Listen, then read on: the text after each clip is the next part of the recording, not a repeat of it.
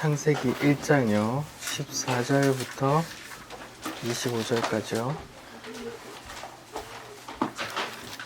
창세기 1장 14절부터 25절 같이 읽겠습니다. 창세기 1장 14절부터 25절이요. 시작. 하나님이 이르시되 하늘의 궁창에 광명체들이 있어 낮과 밤을 나뉘게 하시고 그것들로 징조와 계절과 날과 해를 이루게 하라. 또 광명체들이 하늘의 궁창에 있어 땅을 비추라 하시니 그대로 되니라. 하나님이 두 큰 광명체를 만드사 큰 광명체로 낮을 주관하게 하시고 작은 광명체로 밤을 주관하게 하시며 또 별들을 만드시고 하나님이 그것들을 하늘의 궁창에 두어 땅을 비추게 하시며 낮과 밤을 주관하게 하시고 빛과 어둠을 나누게 하시니 하나님이 보시기에 좋았더라. 저녁이 되고 아침이 되니 이는 넷째 날이라. 하나님이 이르시되 물들은 생물을 번성하게 하라. 땅 위 하늘의 궁창에는 새가 나르라 하시고 하나님의 큰 바다 짐승들과 물에서 번성하여 움직이는 모든 생물들을 그 종류대로 날개 있는 모든 새를 그 종류대로 창조하시니 하나님이 보시기에 좋았더라. 하나님이 그들에게 복을 주시며 이르시되 생육하고 번성하여 여러 바닷물에 충만하라. 새들도 땅에 번성하라 하시니라. 저녁이 되고 아침이 되니 이는 다섯째 날이니라. 하나님이 이르시되 땅은 생물을 그 종류대로 내되 가축과 긴 것과 땅의 짐승을 종류대로 내라 하시니 그 되니라. 하나님이 땅의 짐승을 그 종류대로 가축을 그 종류대로 땅에 기는 모든 것을 그 종류대로 만드시니 하나님 보시기에 좋았더라. 네, 여기까지만 보겠습니다. 네, 저희 지난주에 둘째 날, 셋째 날 말씀 나눈 거 기억나십니까? 하나님께서 첫째 날 빛을 만드셨죠. 두 번째 날에 궁창을 만드셔서 물과 물을 나누셨어요. 궁창 위의 물과 궁창 아래의 물을 나누셨고, 셋째 날에 궁창 아래의 물을 한 곳에 모아 들이시고 땅이 드러나라 하셔서 바다에서 땅이 이렇게 솟아나는 그런 그림이 있다고 했습니다. 그 물에 관한 이야기, 물이 궁창으로 나눠지고 또 물 속에서 물에 잠겨있던 땅이 이렇게 물 밖으로 튀어나오는 그 이야기가 홍해 사건과 연결된다고 했습니다. 물이 갈라졌죠. 그리고 갈라져서 마른 땅이 나와서 그곳을 건넜는데 누군가에게는 그것이 구원이 되고 누군가에게는 애국 군대에게는 그것이 심판이 되었더라. 이런 이야기입니다. 그러니까 천지 창조 가운데 창조 기사에 하나님의 그 구원의 의지가 지금 이렇게 담겨 있는 겁니다. 하나님께서 이렇게 축약해서 이렇게 추상적으로 이렇게 만들어 놓으시고 또 그것을 또 홍해 사건으로 만드시고 또 요단강으로 또 만드시고 그런 것들을 하나님께서 스스로 이렇게 재미있어 하시면서 그런 걸 쓰셨다니까요. 우리는 그것을 옛날 이야기처럼 보고 하나님께서 이런 계획으로 이렇게 하셨네 이러면서 보라고 말입니다. 창조 기사 속에 하나님의 구원과 심판에 대한 메시지가 거기 들어있다고 말씀드렸어요. 거기에 관해서 한 말씀을 좀 더 드릴게요. 21절에 바다에 이제 생물을 놓으시고 하늘의 궁창에 새를 날게 하셨잖아요. 그게 다섯째 날인데 바다에는 특별히 큰 바다 짐승과 이렇게 또 특별히 어떤 걸 묘사해놔요. 다른 것들은 다 종류대로 그냥 종류대로 뭐 다 만드셨다고 하는데 바다에만 큰 바다 짐승들과 이렇게 나오죠. 여기에 그 단어가 탄인이란 단어예요. 성경에서 구약에서 탄인이란 단어는 뱀, 용, 악어, 뭐 애굽, 바벨론 이런 걸 뜻하는 단어거든요. 다시요. 바다 속에 생물을 만드시는데 큰 바다 생물이라고 특별히 놓고 만드시는데 거기 그 단어가 탄인이에요. 탄인이라는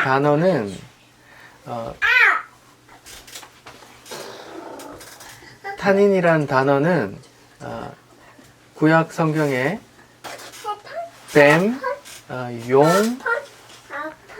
그리고 악어, 애굽, 바벨론 이런 걸 뜻하는 단어란 말입니다.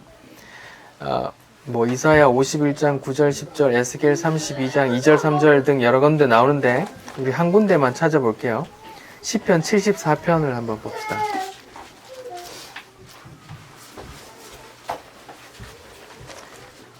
시편 74편이요.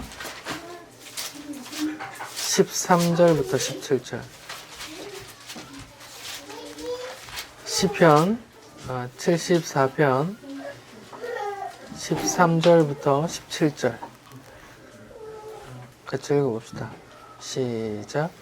주께서 주의 능력으로 바다를 나누시고 물 가운데 용들의 머리를 깨뜨리셨으며 리워 야단의 머리를 부수시고 그것을 사막에 사는 자에게 음식물로 주셨으며 주께서 바위를 쪼개어 큰 물을 내시며 주께서 늘 흐르는 강들을 마르게 하셨나이다.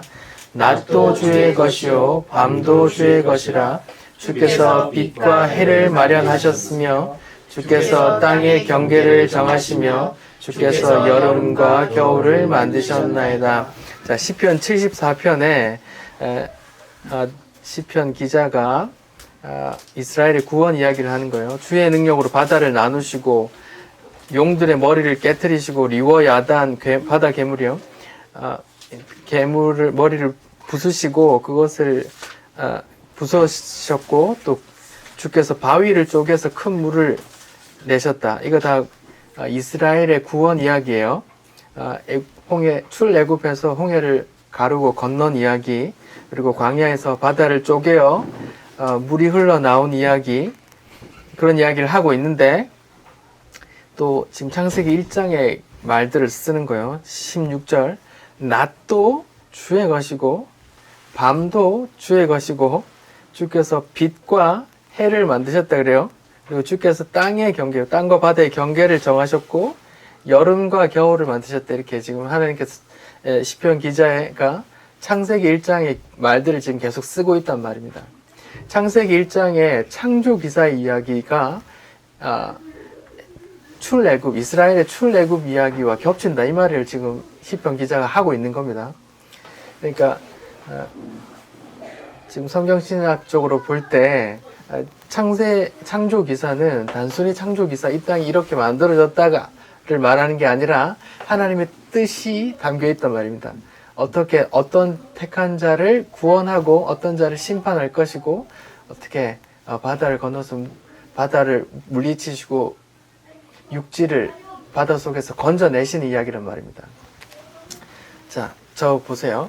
제가 창세기 2장 3장의 이야기와 제가 출애굽의 이야기를 좀 이렇게 겹쳐 볼게요. 자, 창세기 1장 21절에는 바다에 큰 바다 짐승이라고 되어 있는데 그게 용, 뱀, 악어, 또 시편 74편에서는 그게 또 애굽이라고 표현해요. 애굽의 용들의 머리를 부쉈다, 리워 야단을 부쉈다 이렇게 말해요. 자, 보세요. 창조 기사 얘기입니다. 아직 물이 있어요. 땅이 물 속에 잠겨 있단 말입니다. 바다가 땅을 삼켜버렸어요. 덮고 있어요. 근데 바다에 뭐가 대장해요? 이 타닌이라는 큰 바다 생물, 용, 뱀, 뭐 악어, 뭐 애굽, 뭐 바벨론 이런 자들이 왕으로 있는 지배하는 바다가 이 뭇을 삼키고 있단 말입니다. 그런데 하나님께서 10가지 기적을 행하셨어요. 그리고 바다를 물리치시고 바다에서 이 택한 이 육지를 건져 올리신단 말입니다. 그렇죠? 이 땅이 바다에 잠겨 있어요. 근데 그 바다를 지배하는 어떤 무언가는 탄인이란 존재예요. 용, 뱀, 말하자면 애굽이고 세상을 지배하는 사단, 공중권세 잡은 자 사단이란 말입니다. 사단이 지배하는 애굽에서 이스라엘 백성이 종살이 한단 말입니다. 묻혀 있어요. 덮여 있단 말입니다. 그런데 거기서 하나님께서 이스라엘 백성을 출애굽시키죠. 하나님께서 바다를 물리치시고 땅을 건져 올리신단 말입니다. 창세기 둘째 날, 셋째 날에 출애굽의 구원의 이야기가 있단 말입니다. 그리고 애굽을 박살내는 그 심판의 이야기가 있고 말입니다. 출애굽의 사건과 둘째 날, 셋째 날 그 바다에 잠겨있던 육지를 이렇게 무트로 올리시는 이야기 겹쳐지세요? 재미있죠? 신기하지 않습니까? 바다에 잠겨있던 이 바다의 지배 아래 있던 이 무틀 바다를 물러가라 명하시고 이걸 끌어내신단 말입니다. 출애굽 하신단 말입니다. 그리고 이 바다를 심판하시죠.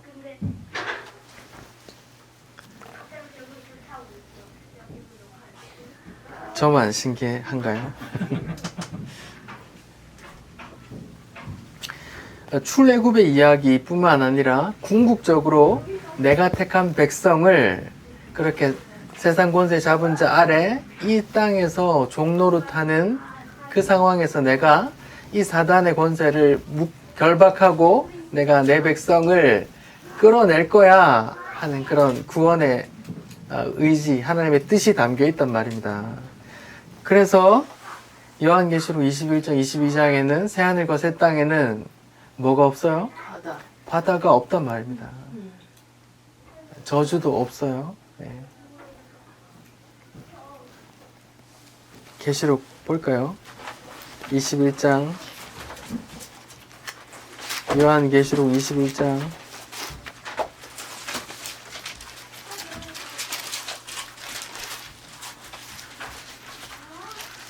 1절만 읽어봅시다. 새하늘과 새 땅이에요.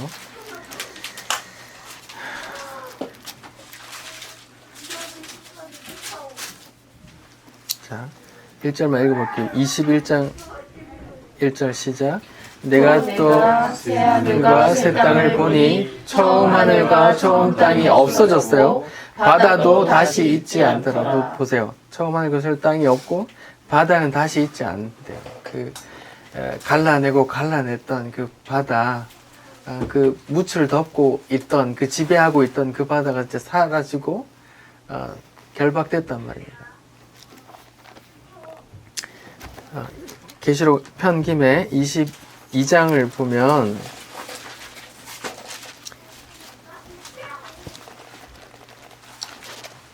(22장) 계속 새하늘과 새 땅 하나님 보좌에 대한 이야기예요. 자, 3절 읽어봅시다. 시작. 다시 저주가 없으며 하나님과 그 어린 양의 보좌가 그 가운데에 있으리니 그의 종들이 그를 섬기며 그의 얼굴을 볼 터예요. 그의 이름도 그들 이마에 있으리라. 다시는 밤이 없겠고 등불과 햇빛이 쓸데없으니 이는 주 하나님이 그들에게 빛이심이라. 그들이 세세토록 왕노릇하리로다. 네, 거긴 그 나라, 그 완성된 그 새하늘과 새 땅, 그 나라, 그 하나님 나라에는 다시 저주가 없어요. 슬픔도 없어요. 또 5절에 보니까 다시 밤도 없어요. 바다도 없고 저주도 없고 밤도 없어요. 어둠도 없는 거예요. 또 없는 게 있죠. 등불과 햇볕이 없대요. 그럼 그 광명체들이 없단 말이에요. 광명체들이 없단 말입니다. 광명체들이 없다고 요한계시록에 새하늘과 새 땅 그 하나님 나라에는 없다고 나오는 거예요. 하나님이 직접 그 빛을 발하고 계시니까 없대요. 그러면 오늘 본문 4, 5, 6장 이야기를 좀 봅시다. 다시 말씀드릴게요. 창세기 1장의 천지창조 이야기는 6일간의 창조의 이야기는 세 셋으로 나눠줄 수 있어요. 첫째 날부터 셋째 날은 그 스트럭처를 만드시고 넷째 날부터 여섯째 날은 그 컨텐츠를 거기에 넣는단 말입니다. 말하자면 상자를 만들어서 그 안에 선물 내용을 넣는 그런 이야기란 말입니다. 첫째 날 빛을 만드셔서 빛과 어둠을 가르시죠. 둘째 날에 궁창을 만드셔서 궁창 위의 물과 궁창 아래 물을 나눕니다. 셋째 날에 바다와 육지를 바다에 잠겨있는 육체를 건져내신단 말입니다. 그런 스트럭처. 셋째 날에 또 풀이 자라요. 풀이 자랍니다. 볼까요? 셋째 날 창세기 1장 11절 12절 13절 읽어봅시다. 시작. 하나님이 또 이르되 땅은 풀과 씨 맺는 채소와 각기 종류대로 씨 가진 열매를 맺는 나무를 내라 하시니 그대로 되어 땅이 풀과 각기 종류대로 씨 맺는 채소와 각기 종류대로 씨 가진 열매 맺는 나무를 내니 하나님 보시기에 좋았더라. 저녁이 되고 아침이 되니 이는 셋째 날이라. 보세요. 셋째 날에 이미 그 채소와 나무, 뭐 곡류들 그리고 과일 나무들이 맺힌단 말입니다. 셋째 날에 맺혀요. 그러니까 스트럭처에 그 식물과 나물들도 스트럭처에 땅에 붙어 있는 그런 스트럭처로 포함시키는 거란 말입니다. 보세요. 그리고 넷째 날에 광명체를 만드세요. 넷째 날에 광명체를 만들기 전에 첫째 날에 빛이 있었어요. 넷째 날에 해와 달과 별을 만드셨는데 해와 달과 별이 있기 전에 이미 첫째 날에 빛이 있었고 빛과 어둠을 나누셨어요. 그리고 저녁이 되고 아침이 되니 첫째 날이래요. 보세요. 광명체들이 있기 전에 첫째 날 빛에 의해서 빛과 어둠이 나누고 밤낮이 결정된단 말입니다. 근데 넷째 날에 광명체는 그럼 왜 있는 거예요? 넷째 날에 만든 해, 달, 별들이 우리가 보는 해, 달, 별이고 첫째 날의 빛은 뭐예요? 우리 빛에 대해서 배웠잖아요. 요한복음 1장에 대해서 해석하기를 1장의 빛은 예수님이라 했잖아요. 첫째 날의 그 빛은 이 땅에 생명의 기운, 어둠 가운데 빛을 비춰 생명의 빛을 비추는 예수님의 모형이란 말입니다. 모형이고 그 빛에 의해서 밤낮이 구분되고 있었어요. 이미 첫째 날, 둘째 날, 셋째 날이 지났고 해, 달, 별이 완성되기 전에 식물들, 땅의 식물들이 이미 과일들이 맺혀 있었단 말입니다. 그러니까 태양에 의해서가 아닌 첫째 날의 빛에 의해서 이런 게 다 생육하고 번성하고 있었단 말입니다. 그리고 그 다음에 넷째 날에 광명체, 해, 달, 별을 만드신단 말입니다. 근데 또 1절에서 똑같은 말을 해요. 밤과 낮과 밤을 나누고 또 징조와 계절과 날과 해를 이렇게 이루게 하라고 말씀하신단 말이죠. 그러면 첫째 날의 빛은 뭐고 넷째 날의 광명체는 왜 있는 거예요? 예, 제가 말씀드렸죠. 모형입니다. 첫째 날 빛에 의해서 생명이 기운하는데 생명을 받고 채소들도 자라고 나무들도 자라는데 그 빛을 우리 사람이 보는 어떤 모형을 하늘에 늘 바라보라고 해와 달과 별을 모형을 주신단 말입니다. 그게 모형인 이유는 아까 요한계시록 22장 5절에 보면 다시 광명체가 있어요, 없어요? 없어요. 없어요. 그게 모형이란 말입니다. 새하늘과 새 땅이 그게 없단 말입니다. 해와 달과 별이 없어요. 그래서 모형이란 말입니다. 자, 14절 제가 읽어볼게요. 하나님이 이르시되 하늘의 궁창에 광명체들이 있어 낮과 밤을 나뉘게 하시고 그것들로 징조와 계절과 날과 해를 이루게 하라. 이렇게 하나님께서 말씀하세요. 궁창에, 그러니까 하늘에 해, 달, 별, 수많은 별들을 만들어 놓으셨는데 그것을 만든 이유가 뭐예요? 낮과 밤을 나누게 하고 징조와 계절과 날, 해를 만들게 해라는 거예요. 첫째 날, 이 궁창, 하늘의 광명체가 만들기 전에 이미 낮, 밤을 구분해서 이미 셋째 날이 지났다고 했잖아요. 근데 넷째 날에 또 그 얘기를 한다고요. 그 모형으로, 그냥 우리가 보는 모형으로 달아놨단 말입니다. 실제는 그 빛에 의해서 조정되지만 우리가 보기에 그 태양과 달과 태양이 낮을 주관하고 달이 밤을 주관하는 것처럼 보이도록 그렇게 해놨단 말입니다. 이걸 뭐 현대과학에서는 뭐 지동설에 의한 현대과학에서는 하루를 도는 걸 뭐라 그래요? 자전이라 그러고 1년을 도는 걸 뭐라 그래요? 공전이라고 부르고 지동설이 있기 전에 천동설일 때, 지구는 가만히 있고 천동설일 때는 뭘로 이렇게 했어요? 여러분 좀 아세요? 주역 아세요? 사주팔자 좀 아세요? 예, 그 지동설 뭐 이런 것 전에 천동설에 기반한 땅은 가만히 있고 하늘이 돌아, 하늘의 광명체들이 돌아, 이런 입장에서는 그러니까 주역, 역경이라고 해서 이제 사주팔자, 그 뭔가요? 그 사주팔자가 뭔가요? 연월일시죠. 그게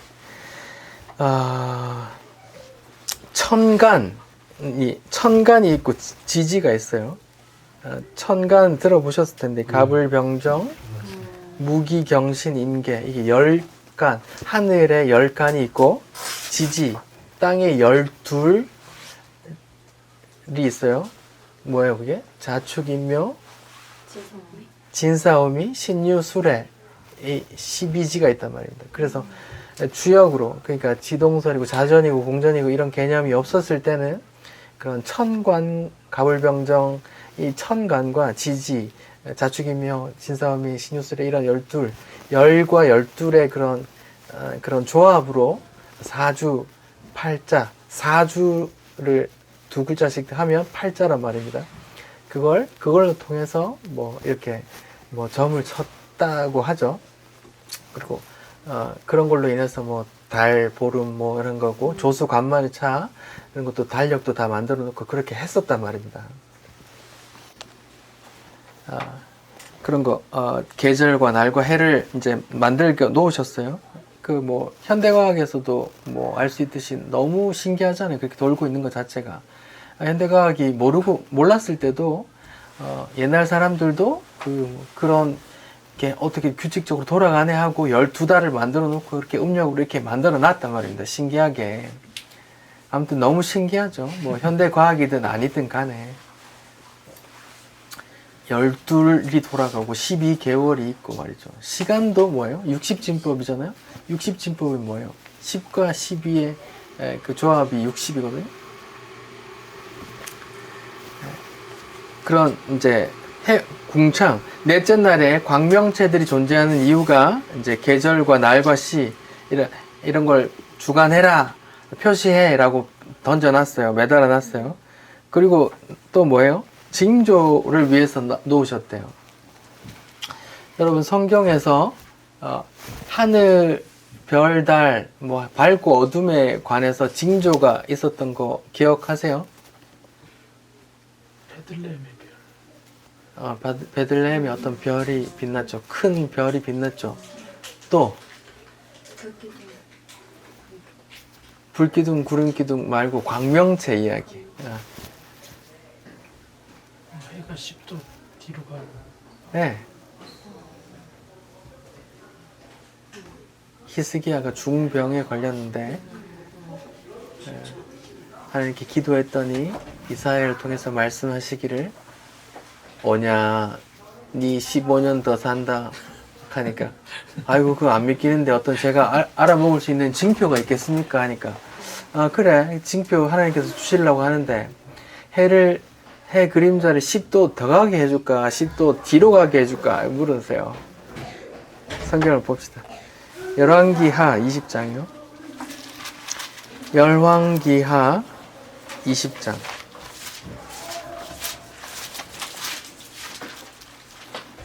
열왕기하 20장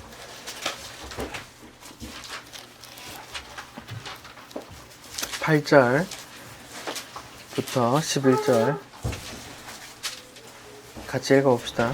열왕기하 20장 8절부터 11절이요. 시작. 히스기야가 이스라엘에게 이르시되 여호와께서 나를 피하시고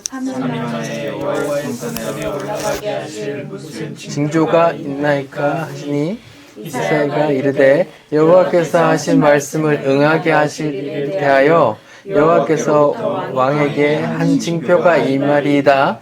해 그림자가 10도 나아가게 할 것이니까 혹 10도를 물러가게 하시니까 히스기야가 대답하되 그림자가 10도를 나아가기는 쉬우니 그리할 것이 아니라 10도가 뒤로 물러가게 하니라.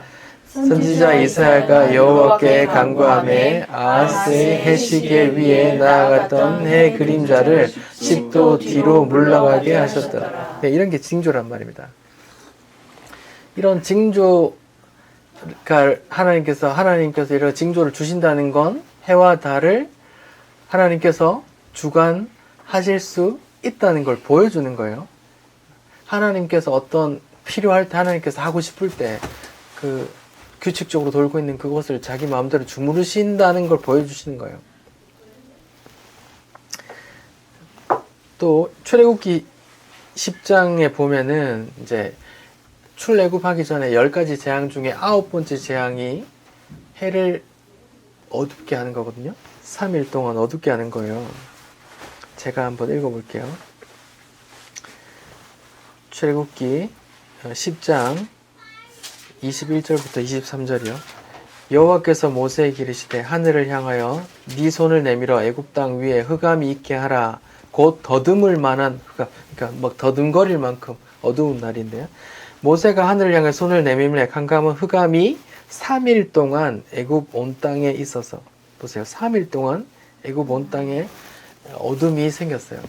3일 동안. 그러면 3일 동안 그 해를 누가 이렇게 잠깐 촛불 끄듯이 잠깐 껐다가 다시 이렇게 라이터로 켜는 것처럼 하셨단 말입니다. 그거를 하나님께서 그렇게 징조를 베풀려고 이런 하나님께서 하고 싶을 때 언제든지 그런 징표를 사람에게 보여주고 싶을 때 그렇게 징표를 하기 위해서 넷째 날 광명체들을 달아놨단 말입니다.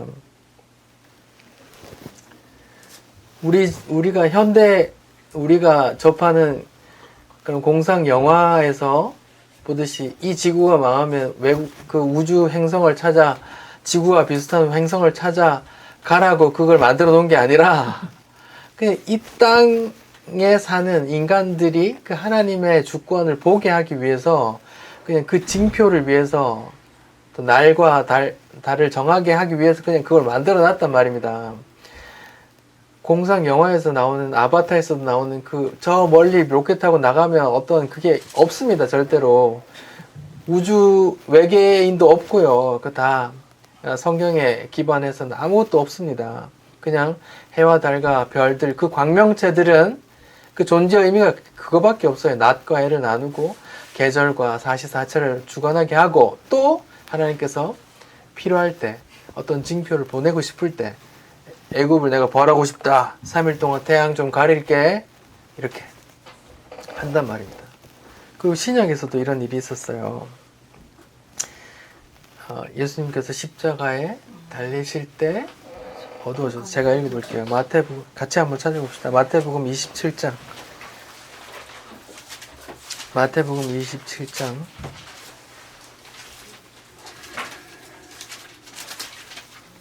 마태복음 27장 45절 46절 한번 읽어볼게요. 마태복음 27장 45절 46절이요. 자, 읽어봅시다. 시작. 제 6시로부터 온 땅에 어둠이 임하여 제 9시까지 계속되더니 제 9시쯤에 예수께서 소리질러 이르시되 엘리 엘리 라마 사박다니 하시니 이는 곧 나의 하나님 어찌하여 나를 버리셨나이까 하는 뜻이라 하고 이제 돌아가시죠. 자, 여기 45절에 제 6시부터 9시까지 시간이 나오는데 아무튼 3시간 동안 어둠이 임했어요. 여기서 말하는 제 6시는 성경에 나오는 시간에서 6을 더하면 돼요. 지금 우리가 사용하는 시간을 맞추려면 제 6시가 그럼 6을 더하면 몇 시예요? 12시. 12시입니다. 12시면 해가 밝아야 돼요? 안 밝아야 돼요? 가장 밝아야죠. 예. 제 9시까지, 제 9시에 6을 더해보세요. 그럼 몇 시예요? 3시. 예, 15시죠. 15시면 오후 3시잖아요. 낮 12시부터 오후 3시까지 어둠이 임했다니까요. 이런 걸 징조라고 한단 말입니다. 언제? 예수님께서 십자가에 돌아가실 때. 그 왜 징조를 주세요? 이분이 참 빛이셨다 이 말이에요. 이분 죽으니까 빛이 사라지는 그 어떤 무브먼트를 보여주신다고요.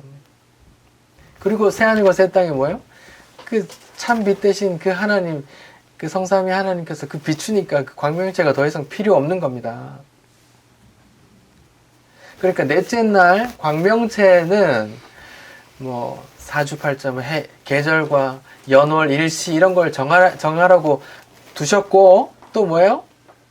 하나님께서 징표를 주시려고 자기 주권에 의해서 어떤 징표를 주시려고 그런 걸 매달아 놨단 말입니다. 하늘에 잘 보이는 게 하늘에 다 볼 수 있도록 하늘에 매달아 놨단 말입니다. 하나님께서 내가 잠깐 어둡게 하면 다 보겠지, 다 인식하겠지. 출애굽하기 전에 9번째 기적에 3일 동안 그냥 해를 다 가려버리신다니까요.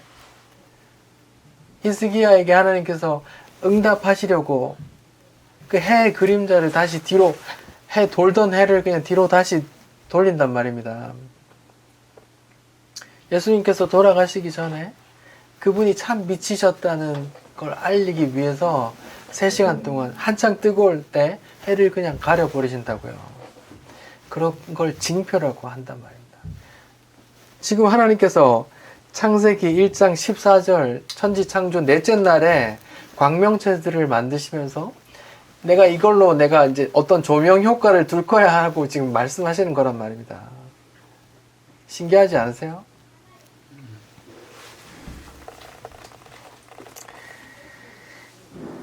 예. 그 다음, 다섯째 날, 여섯째 날 볼게요. 자, 넷째 날은 첫째 날 빛과 연계된 거고, 광명체는 해달별이라는 컨텐츠를 집어넣었어요. 그 다음에 다섯째 날에는 하늘의 궁창에 새를 만드시고, 그 궁창 아래 물에 이제 바다 생물들을 집어넣는단 말입니다. 그리고 여섯째 날에는 육지에 돌아다니는 그런 짐승들을 종류들을 만드신단 말입니다. 여기 창세기 1장에 하나님께서 이제 어떤 컨텐츠를 창조하실 때 종류대로라는 말을 10번 쓰셨어요. 식물들도 종류대로, 하늘의 새도 종류대로, 바다 고기들도 종류대로, 육지에 짐승도 가축도 기는 것도 뭐 다 종류대로 만드셨어요. 이게 왜 이렇게 계속 반복돼서 나올까요? 하나님께서 죄인인 인간이 창조 기사를 부인하고 진화를 주장할 것이라는 걸 아신 거예요. 진화와 종류대로 창조됐다는 게 공존할 수 있습니까? 절대 공존할 수 없어요. 진화는 뭐예요? 아메바에서 인간까지 쭉 이렇게 온다는 거잖아요. 근데 하나님은 창세기 1장에 뭐예요? 종류대로 10번 쓰신단 말입니다. 하나님께서 종류대로 만드셨다고 이렇게 10번이나 강조한단 말입니다. 절대로 진화론과 공존할 수 없어요.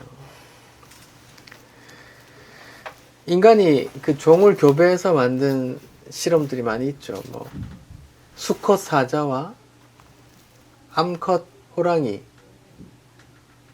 만들어 교배했더니 라이거가 나왔어요. 뭐 코뿔소만한 사자가 나왔단 말입니다. 되게 순하고. 반대로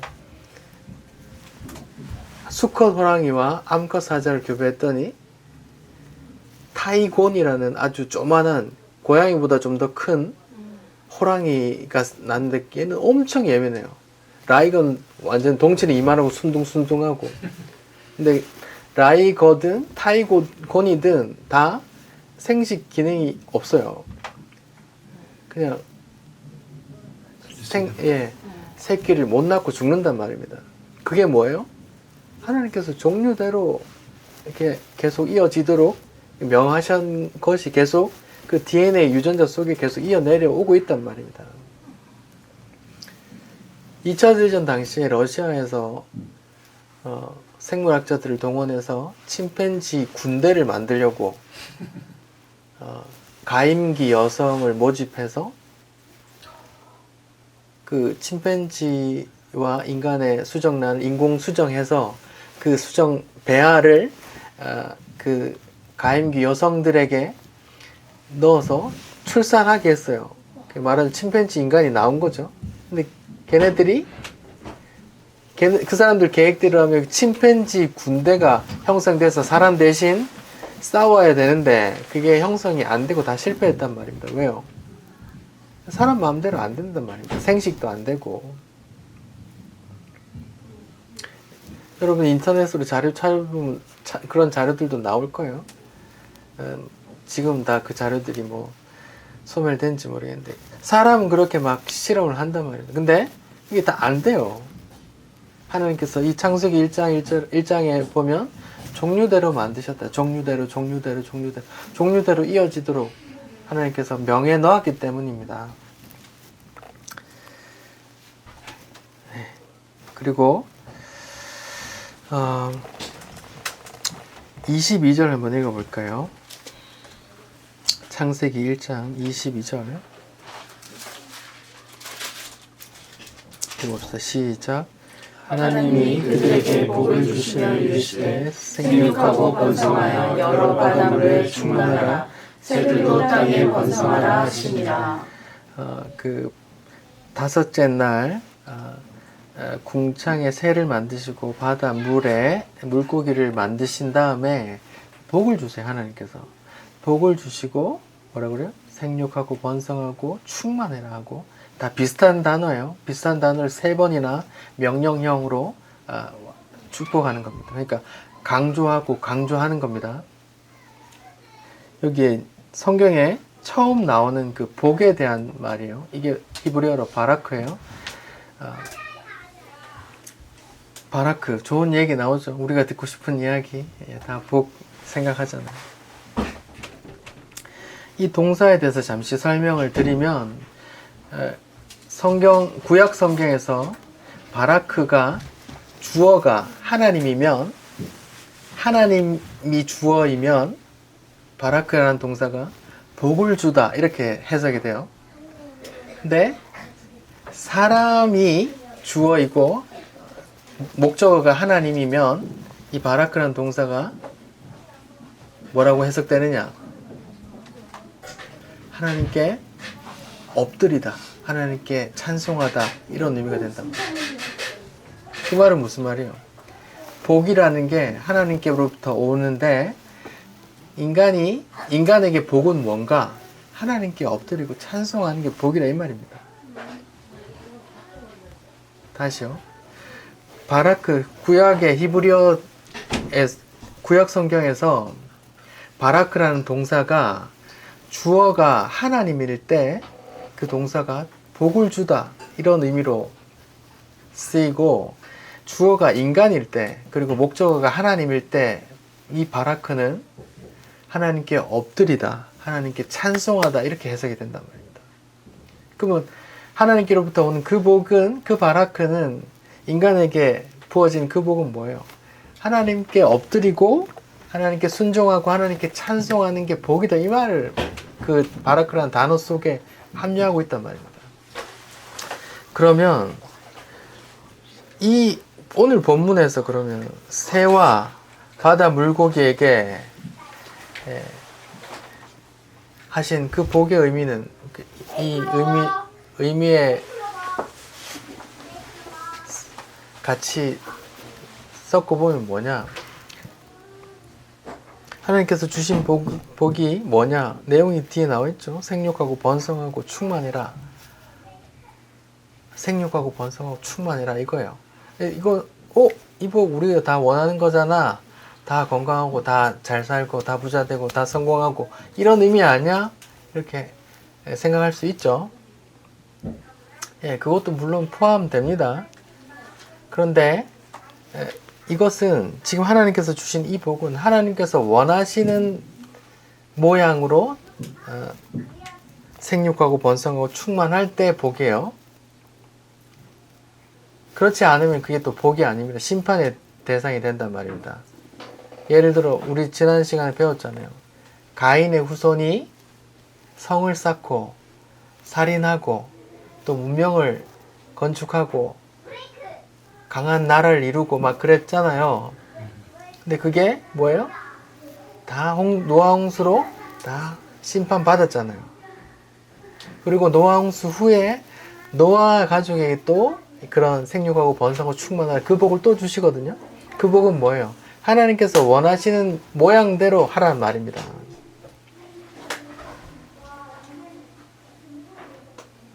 다시 다른 예를 들어볼게요.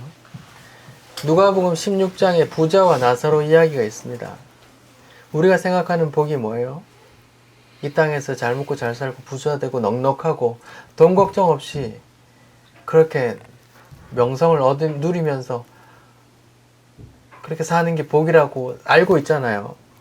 근데 누가복음 16장에 부자와 나사로에서 누가 그렇게 살았어요? 부자가 살았죠. 그렇게. 나사로는 어땠어요? 거지처럼 남은 음식 먹고 개들이 자기 상처 핥고 그래 노숙자처럼 살았단 말입니다. 근데 결국은 천국은 누가 갔어요? 나사로가 갔단 말입니다.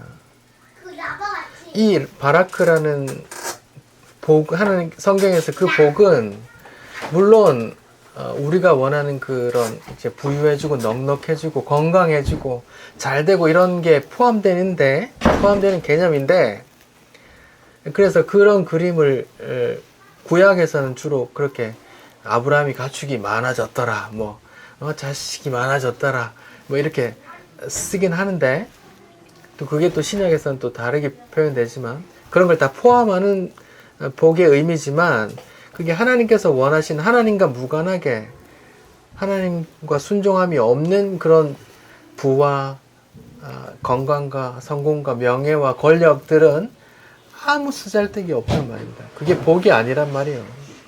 오히려 하나님과 관계 맺은 나사로가 복받은 거란 말입니다. 바라크라는 단어 자체에 어떤 의미가 있다 그랬어요? 인간이 주어일 때 하나님께 엎드리고 찬송하는 게 그 바라크의 동사의 의미라 했잖아요. 그게 복이라니까요.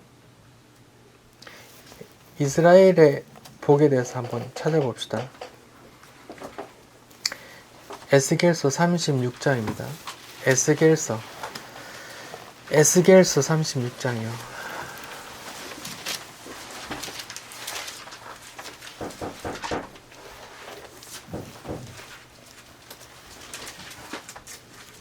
에스겔서 36장 펴보시면 36장 표제가 뭐예요? 이스라엘이 받을 복. 네, 받을 복이 나오죠. 이스라엘은 누굽니까? 교회 성도를 지칭하는 거거든요. 성도의 모형이란 말입니다.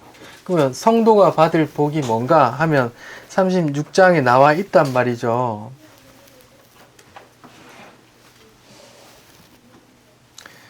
16절부터 한번 16절 17절 한번 읽어봅시다. 시작. 여호와의 말씀이 또 내게 임하여 이르시되 인자야 이스라엘 족속이 그들의 고국 땅에 거주할 때에 그들의 행위로 그 땅을 더럽혔나니 나 보기에 그 행위가 월경 중에 있는 여인의 부정함과 같았다. 지금 하나님의 말씀이 에스겔에게 임하는데 이런 말씀이 임했단 말이에요. 내가 택한 내 백성 이스라엘 백성이 얼마나 내 땅을 더럽혔는지 이렇게 월경 중에 있는 여인처럼 더러워서 못 보겠다 이렇게 말씀하신단 말이에요. 그러니까 내 택한 백성이 죄가 많단 말이에요. 부정하단 말입니다. 그런데 이들이 받을 복이 뭔지 한번 보십시다. 21절부터 쭉 한번 읽어봅시다. 21절부터 시작. 그러나 이스라엘 족속이 들어간 그 여러 나라에서 더럽힌 내 이름을 내 거룩한 이름을 내가 보세요. 이스라엘 족속은 가는 데마다 내 이름을 더럽혔는데 내 거룩한 이름을 누가 아꼈다 그랬어요? 하나님이 스스로 이제 내 이름 때문에 뭔가 어떤 액션을 취한단 말입니다. 22절 시작. 그러므로 너는 이스라엘 족속에게 이르기를 주 여호와께서 이같이 말씀하시기를 이스라엘 족속아 내가 이렇게 행함은 너희를 위함이 아니요 너희가 들어간 그 여러 나라에서 더럽힌 나의 이름을 위함이라. 여러 나라 가운데서 더럽혀진 이름 곧 너희가 그들 가운데서 더럽힌 나의 큰 이름을 내가 거룩하게 할지라. 내가 그들의 눈앞에서 너희로 말미암아 나의 거룩함을 나타내리니 내가 여호와인 줄 여러 나라 사람이 알리라. 주 여호와의 말씀이니라. 내가 너희를 여러 나라 가운데서 인도하여 내고 여러 민족 가운데서 모아 데리고 고국 땅에 들어가서 맑은 물을 너희에게 뿌려서 너희로 정결하게 하되 곧 너희 모든 더러운 것에서와 모든 우상 숭배에서 너희를 정결하게 하며 또 새 영을 너희 속에 두고 새 마음을 너희에게 주되 너희 육신에서 굳은 마음을 제거하고 부드러운 마음을 줄 것이며 또 내 영을 너희 속에 두어 너희로 내 율례를 행하게 하리니 너희가 내 규례를 지켜 행할지니라. 네, 여기까지만 읽어볼게요. 지금 36장 표제는 이스라엘의 복이에요. 그러니까 성도가 하나님 택한 백성이 받을 복에 대해서 말하는데 그 복이 뭐냐? 이스라엘은 가는 데마다 부패하고 범죄했어요. 죄인이란 말입니다. 이스라엘은 범죄했는데 그에게 임할 복이 뭐냐? 하나님의 긍휼하심이란 말입니다. 너희가 더럽힌 그 이름을 내가 아껴서 내 거룩한 이름 때문에 너희에게 지금 복을 줄 건데 그 복이 뭐냐? 그 내용은 25절부터요. 너희를 내가 정결하게 할 거야. 그리고 너희 마음속에 내 영을 부어줄 거야. 이런 말이에요. 이걸 이스라엘 성도가 받을 복이라 하고 이것을 또 새 언약이라고 하거든요. 이게 이스라엘 받을 복이란 말입니다.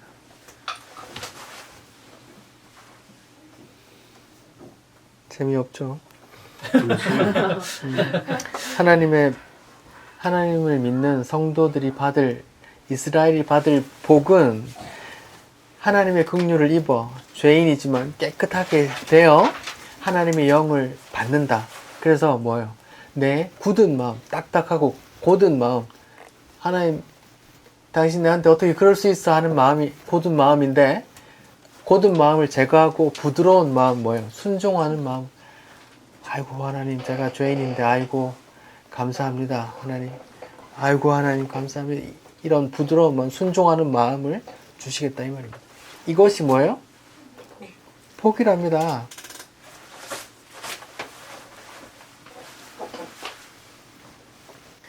죄인인 우리에게 예수 십자가의 결과인 성령을 부으셔서 깨끗하게 하시고 순종하는 부드러운 마음을 주시겠다는 게 하나님의 복이요. 이것이 또 성경에서 말하는 새 언약이라고 하는 거란 말입니다. 여기서 중요한 게 우리가 뭐 잘나서 우리가 깨끗해서가 아니에요. 우리는 더럽혔지만 하나님이 스스로 자기 이름을 아껴서 하나님이 자기 이름을 거룩하게 스스로 아껴서 우리에게 긍휼을 준단 말입니다. 그러니까 은혜죠. 내가 한 게 없으니까. 네, 복에 대해서 이야기를 했고 또 다시 창세기 1장으로 돌아갈게요. 마지막으로 하나님께서 보시기에 좋았다라는 내용을 살펴볼게요. 여러분이 뭔가 만드시고 뭐 주부는 예를 들어서 요리를 하시고 너무 뿌듯해, 너무 잘 만들었어, 너무 맛있어 이런 느낌 느끼신 적 있는지 모르겠습니다. 남자분들이랑 어떤 프로젝트를 성공적으로 마쳤을 때 내가 어떤 큰 계약을 뭔가 따냈을 때 만족하잖아요. 그러한 비슷한 만족을 하나님께서 보시기에 좋았더라 좋았더라 좋았더라를 창세기 1장에만 7번 하시거든요. 그 내용에 대해서 볼 텐데 오늘 본문에서는 21절과 25절에서 보시기에 좋았다라 말씀하시거든요. 하늘의 새, 바다의 물고기 막 충만한 걸 보고 아이고 마음에 들어, 아이고 너무 좋아, 이런 말입니다. 또 땅에 뭐 짐승들을 보고 아이고 좋아, 보시기에 좋았더라, 보라 얼마나 예쁜가, 얼마나 좋은가, 이런 뜻이거든요. 그런데 성경에 쭉 넘어가면 성경의 중요한 어떤 율법 규례 가운데 정한 것과 부정한 것이 있어요. 아세요? 정한 건 뭐고 부정한 건 뭐예요? 굽이 갈라지고 굽이 갈라지고 안 갈라지고 평안 짐승. 그럼 깨끗한 게 뭐예요? 굽이 갈라진 걸 먹어야 돼요? 안 갈라진 걸 먹어야 돼요? 갈라진 거. 갈라진 것만 먹으면 돼요? 갈라진 거 족발 먹으면 돼요? 족발. 갈라지고 또 조건이 또 있고. 이슬람 사람들은, 무슬림들은 왜 돼지 그렇게 안 먹는 거야, 그럼? 갈라졌는데. 또 한 가지 조건이 있죠? 대세김치. 네, 대세김질하는 거죠. 레위기 11장에 있습니다. 한번 읽어보세요. 나중에. 이렇게. 자, 보세요. 창세기 1장에 모든 동식물들은 누가 만들었어요? 하나님 보시기에 오케이 했어요? 안 오케이 했어요? 좋았더라, 오케이 했죠? 근데 왜 부정하다니, 무슨 말입니까? 이건 정하고 이건 부정해. 아니, 당신이 다 만들었잖아. 당신이 다 오케이 했잖아. 근데 부정한 거 왜? 설명하려고. 모형. 예, 뭔가를 하나님 뜻을 담아놨단 말입니다. 그게 무슨 뜻일까요?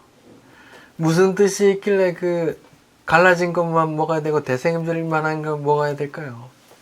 선택된 점. 그 규례에서 정한 것만 먹어, 부정한 건 먹지 마, 이렇게 계속 율법이 이어져 오다가 하나님께서 언젠가 누구에게 부정한 걸 주시면서 먹어 한 사건이 있어요. 하나님께서 직접. 그게 뭐예요? 고넬료.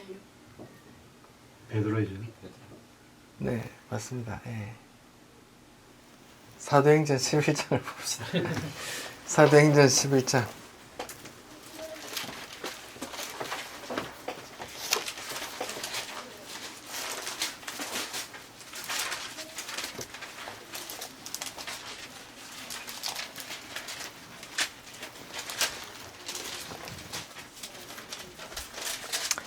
사도행전 11장 4절부터 볼게요. 4절부터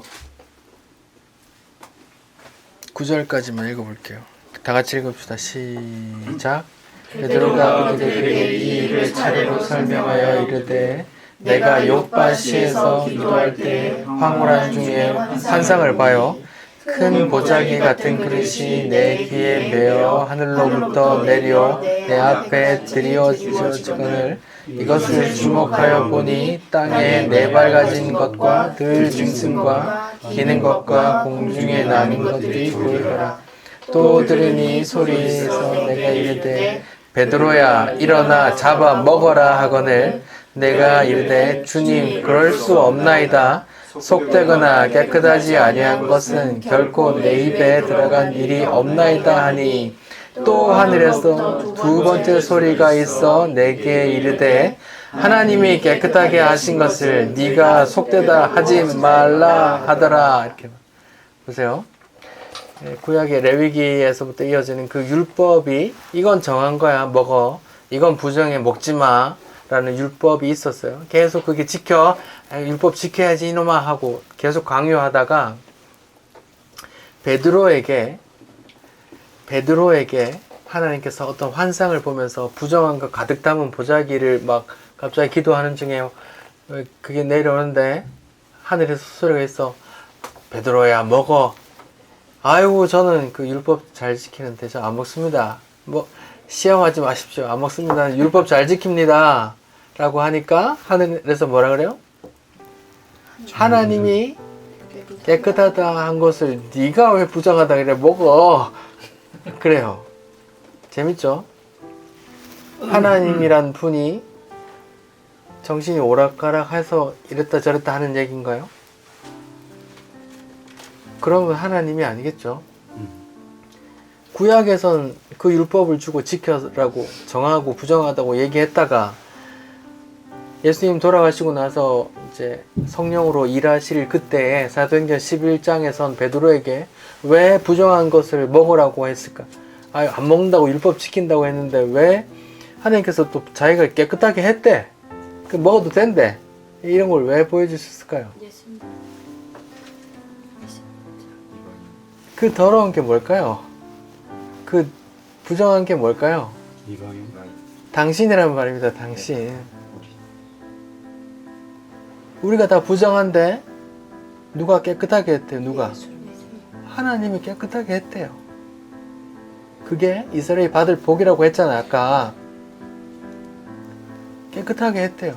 그러니까 먹어, 교제해, 전도해, 교제해 이렇게 한단 말입니다. 그러니까 구약의 정함과 부정함의 그런 규례들은 뭘 말하고 싶은 거예요? 이놈들, 당신 말입니다. 당신이나 나나 다 부정한데 여자가 월경 중에 있는 것처럼 더럽고 부패한데 하나님께서 부정하지만 깨끗하게 바꾸셔서 내가 받아줄게 이런 걸 그 뜻을 말하려고 그렇게 담아놨단 말입니다. 그래서 창세기 1장에 모든 만물을 만드시고 새도 물고기도 온갖 짐승도 기어다니는 벌레들도 오케이 너무 예뻐 하셨다가 다시 이건 부정해 먹지마 부정해 부정해 이렇게 했다가 나중에 또 이거 안 부정해 내가 깨끗이 했어 먹어 이렇게 한단 말입니다. 하나님이 정신병자로 막 모순되는 말을 하는 게 아니라 하나님께서 어떤 뜻을 그 메시지를 주려고 하는 거란 말입니다. 뭘? 당신이나 나나 부정한 것인데 하나님께서 깨끗이 씻어서 내가 받아줄게 내가 너희 다 부정한데 내가 내 아들 피로 깨끗이 씻어서 내가 받아줄게 하는 그 하나님의 뜻이 담겨 있단 말입니다. 그게 성경입니다. 그게 복이고요. 여러분 뭘 바라십니까? 교회 와서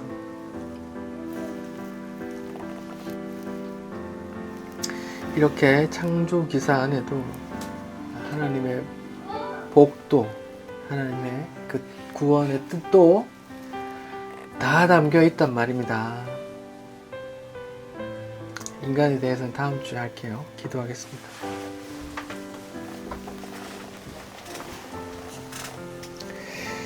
하나님 감사합니다. 하늘에, 텅 빈 하늘에 또 반짝반짝 예쁜 광명체들을 만드시고 계절과 날, 연도와 해와 달과 일시를 정하게 하시니 감사합니다.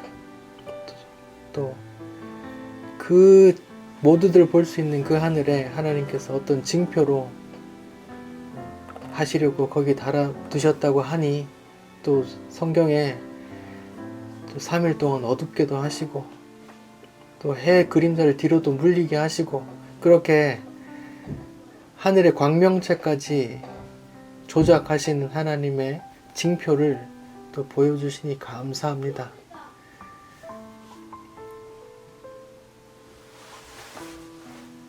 창조기사를 통해 복도 배우고 또 주의 뜻도 배웁니다. 부정한 우리에게 늘 하나님의 복이 임하게 도와주십시오. 감사합니다. 예수님 이름으로 기도드립니다. 아멘.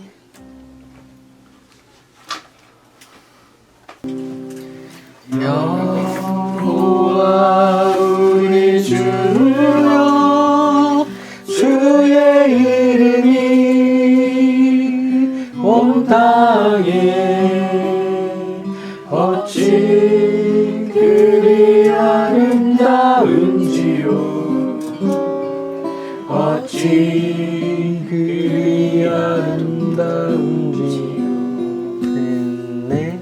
여호와 우리 주여 주의 이름이 온 땅에 어찌 그리 아름다운지요 어찌 그리 아름다운지요 주의 손가락으로 지으신 주의 하늘과 주가 베풀어 두신 달과 별 내가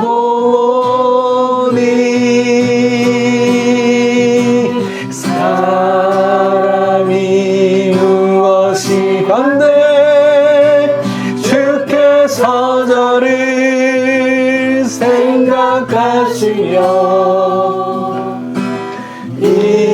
인자가 무엇이 건데 저를 권고하시나이까 여호와 우리 주여 주의 이름이 온 땅에 어찌 그리 아름다운지요 어찌 그리 아름다운지요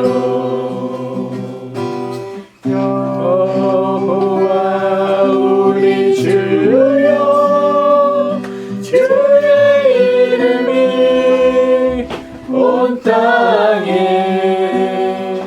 어찌 그리 아름다운지요 어찌 그리 아름다운지요